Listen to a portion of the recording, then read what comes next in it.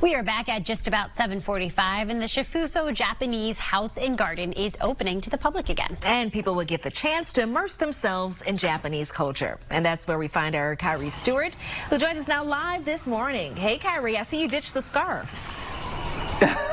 I had to. Look, everybody's been getting on me about the scarf. Even though I thought it looked fashionable, I decided to give in and I ditched it. Plus, it's getting a little warmer out here as well. Beautiful day. Beautiful day to come out here. Beautiful day to really just experience nature. But visitors that do come to Shofuso tomorrow, when they open up for the season, will notice something a little different.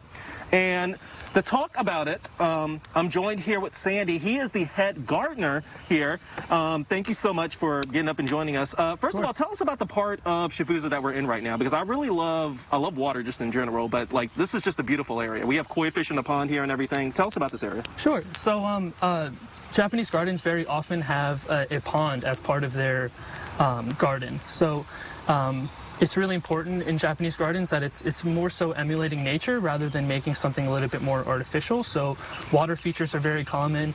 You're going to see a lot of stone compared to your average Western garden. As we see right here. Yeah, we got tons of stones everywhere.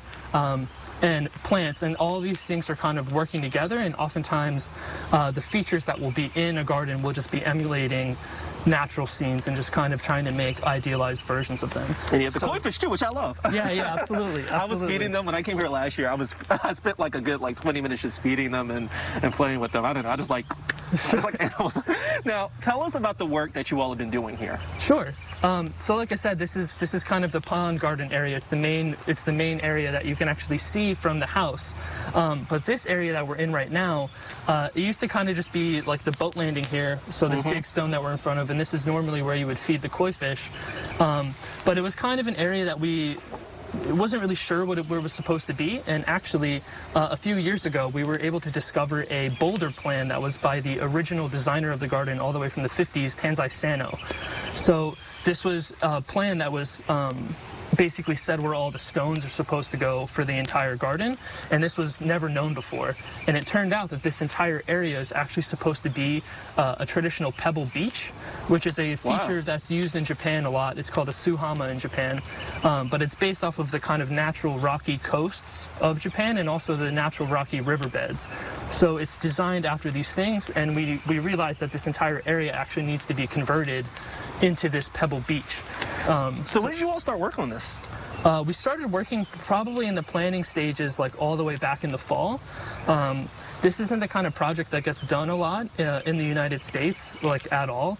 So it required a ton of research. I traveled to Japan to take a look at examples of these pebble beaches in real life to see how that they were constructed, to kind of pick up the aesthetics. And then we worked on the design.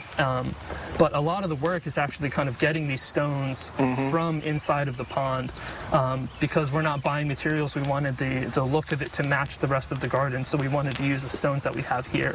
And I want to get up real quick because one thing which is really interesting that you told me is that, because we're going to walk around right over here to show off a little bit more of just this whole area, is that you all did this all by hand, which is just amazing. Yeah, so normally, at this day and age, people would probably use like a bulldozer or cranes or large crews of people. But traditionally in Japan, a long time ago, this would be done completely by hand. And just because of the nature of the situation that we had over the winter, and actually because of the trees that we have, it's difficult to get machinery in here. So we've been doing it all by hand, just by using poles and different pulley systems, and actually building rafts. So we have some makeshift rafts that we move the stones around on. So it's taken a lot of kind of like Boy Scout engineering and elbow grease to get it done. Now we have some renderings right here, or not renderings, pictures of how, pretty much the vision on how it's all supposed to look. I'm going to pick this up and show people. Tell us what they're looking at right here. Yeah, so this is actually, that's a close-up of a very famous garden in Japan, Sento Gosho. It's gorgeous. So this is the kind of classic pebble beach. It stretches out for quite some time. So if you take a look at those stones, these are what we're actually able to source for our pebble beach. Oh, cool. So we've got these here. So that's going to cover this entire crescent. So it's going to look quite different. Okay. And I have that original plan that I was talking about. This is the restoration that I made. Look at that. So this was part of the work, because the original plan was like in tatters. So and this is the area that we're looking at here.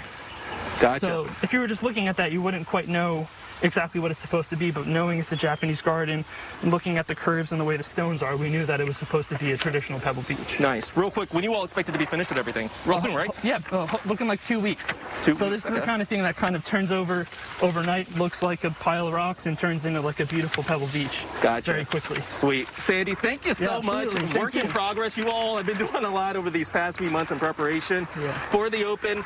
Kelsey and Demetria, I'm going to send it back to you. So much happening here. Coming up in the next hour, I'm going to show you around a little bit more. And in the meantime, I'm going to play with the koi fish. Aren't they beautiful? Aren't they cute?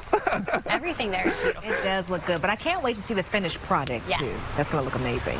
All right, thanks so much, Kyrie.